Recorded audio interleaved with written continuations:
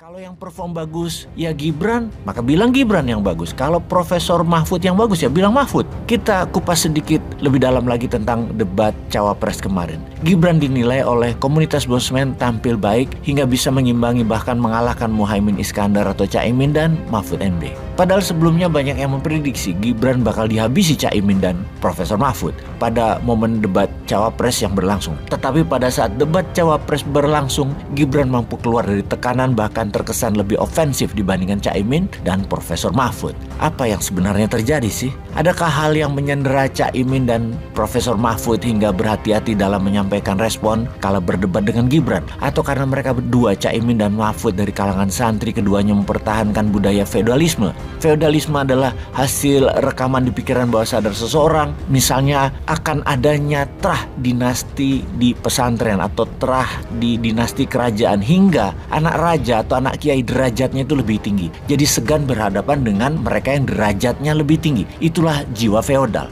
Serangan Gibran ke Caimin itu malah jadi lebih santai. Misalnya dia berkata, baik terima kasih kepada Gus Muhaimin, ini adalah ketua umum dari PKB, saya yakin sekaligus Pak Muhaimin sadar sekali untuk masalah ini, bagaimana langkah untuk menaikkan peringkat Indonesia di SGIE. Caimin belak-belakan mengaku tidak paham. Yang dijawab Gibran selanjutnya, mohon maaf kalau pernyataan agak sulit ya Gus, terima kasih. Ini adalah trik menjatuhkan lawan di depan publik dengan istilah sengaja dipotong agar lawan bicara tidak paham, dan ini memang terlihat nakal. Namun berhasil menjatuhkan lawan, dalam hal ini berhasil menjatuhkan Caimin. Selanjutnya Gibran memberikan pertanyaan tajam terhadap Profesor Mahfud. Pernyataan terkait regulasi teknologi carbon capture dan storage. Kendati Profesor Mahfud telah menjawab, tapi Gibran merasa jawaban itu sama sekali nggak nyambung. Simpel sekali Pak, pertanyaan saya mohon dijawab dan dijawab sesuai pertanyaan yang saya tanyakan. Nggak perlu ngambang-ngambang kemana-mana Pak. Gibran menyerang dan mendapatkan respon jawaban akademisi dari Profesor Mahfud yang bisa diartikan banyak orang awam nggak ngerti. Gibran di atas angin jadinya. Saya kemudian setuju dengan komentar Bro Rocky Gerung. Debat Cawapres kali ini justru diumpamakan seperti sosok dua kusir dokar di sebuah istana yang hendak melawan sang pangeran bocil dan gagal. Jadi bisa disimpulkan Gibran memenangkan debat Cawapres tersebut karena pertama Gibran memiliki persiapan lebih matang dibandingkan Caimin dan Profesor Mahfud. Kedua, Caimin dan Profesor Mahfud agak sungkan menghadapi Gibran yang notabene anak presiden. Caimin dan Mahfud tidak berani menyerang Gibran secara frontal karena ada beban mental feodalisme.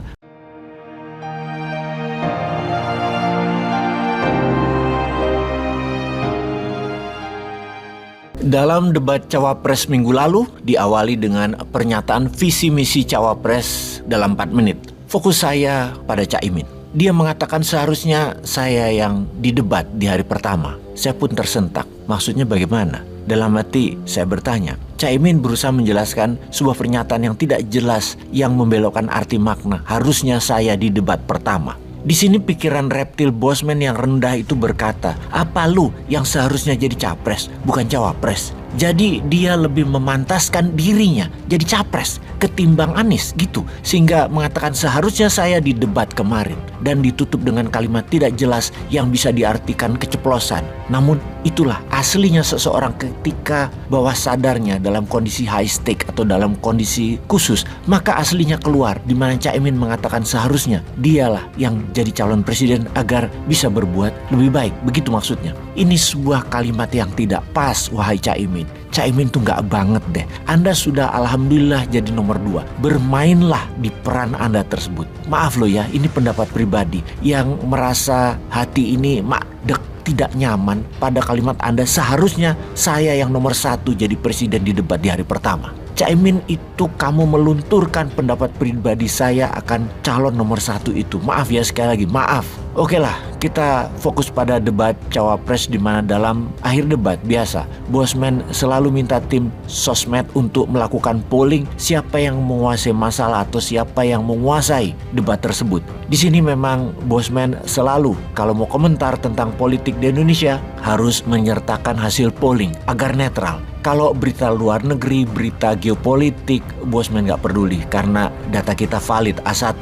Tapi dalam politik dalam negeri, karena perpolitikan Indonesia itu orangnya emosional semua, sebaiknya pakai data. Dalam fakta data di sosmed follower yang sering memantau Bosman, 56-80% adalah pendukung 01. Jadi dalam keputusan agar tidak emosional, maka kita selalu buat polling. Tujuannya untuk mengecek fakta data. Kita sudah 3 kali melakukan polling atas komunitas Bosman di sosial media dan confirm 65% memilih 01. Dalam polling setelah capres, di sini kita polling di komunitas Bosman itu ingin membuktikan komunitasnya rasional atau emosional. Kemarin dalam hasil polling cawapres, hasilnya sangat mengejutkan dan saya pun sangat suka karena ternyata walaupun 65% adalah pendukung 01, sekali lagi ternyata hasil polling menyatakan Gibran menguasai atau mendapatkan penampilan terbaik mengalahkan Caimin dan Mahfud. Ini membuktikan pilihan mungkin tetap nomor 1, namun di dalam menilai komunitas Bosman ternyata sangat rasional. Terima kasih untuk itu. Kalau yang perform bagus ya Gibran, maka bilang Gibran yang bagus. Kalau Profesor Mahfud yang bagus ya bilang Mahfud. Kita kupas sedikit lebih dalam lagi tentang debat cawapres kemarin. Gibran dinilai oleh komunitas Bosman tampil baik hingga bisa mengimbangi bahkan mengalahkan Muhaimin Iskandar atau Caimin dan Mahfud MD. Padahal sebelumnya banyak yang memprediksi Gibran bakal dihabisi Caimin dan Profesor Mahfud pada momen debat cawapres yang berlangsung. Tetapi pada saat debat cawapres berlangsung, Gibran mampu keluar dari tekanan bahkan terkesan lebih ofensif dibandingkan Caimin dan Profesor Mahfud. Apa yang sebenarnya terjadi sih? Adakah hal yang menyandera Caimin dan Profesor Mahfud hingga berhati-hati dalam menyampaikan respon kala berdebat dengan Gibran? Atau karena mereka berdua, Caimin dan Mahfud dari kalangan santri, keduanya mempertahankan budaya feodalisme? Feodalisme adalah hasil rekaman di pikiran bawah sadar seseorang, misalnya akan adanya terah dinasti di pesantren atau terah di dinasti kerajaan hingga anak raja atau anak kiai derajatnya itu lebih tinggi. Jadi segan berhadapan dengan mereka yang derajatnya lebih tinggi. Itulah jiwa feodal. Serangan Gibran ke Caimin itu malah jadi lebih santai. Misalnya dia berkata, baik terima kasih kepada Gus Muhaimin, ini adalah ketua umum dari PKB, saya yakin sekaligus Pak Muhaimin sadar sekali untuk masalah ini, bagaimana langkah untuk menaikkan peringkat Indonesia di SGIE. Caimin belak-belakan mengaku tidak paham. Yang dijawab Gibran selanjutnya, mohon maaf kalau pernyataan agak sulit ya Gus, terima kasih. Ini adalah trik menjatuhkan lawan di depan publik dengan istilah sengaja dipotong agar lawan bicara tidak paham, dan ini memang terlihat nakal. Namun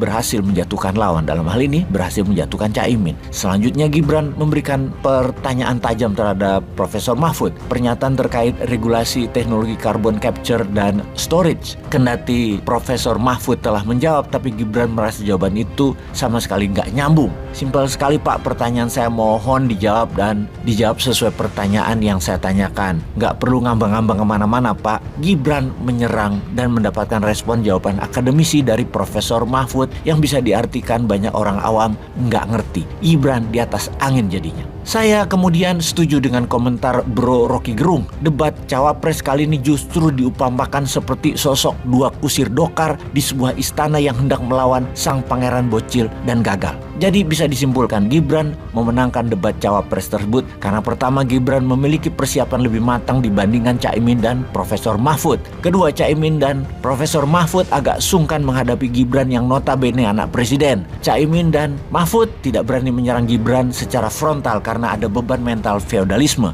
Buktinya pertanyaan yang dilontarkan oleh Caimin dan Profesor Mahfud ke Gibran terkesan hanya basa-basi. Mereka tidak bisa menyerang Gibran secara frontal karena Gibran itu anak raja. Jadi mereka hanya basa-basi. Di sisi lain, Caimin dan Profesor Mahfud tidak terlalu paham persoalan ekonomi, tapi mereka harus menjawab pertanyaan-pertanyaan ekonomi. Jadi jawabannya berbelit-belit. Sahabat, bagi kita nikmati saja panggung sandiwaranya. Seru kok. Yang jelas tidak akan berpengaruh pada kantong kita. Tetap kita harus cari makan dengan kerja keras, keringetan, siapapun yang jadi presidennya kemarin atau nanti.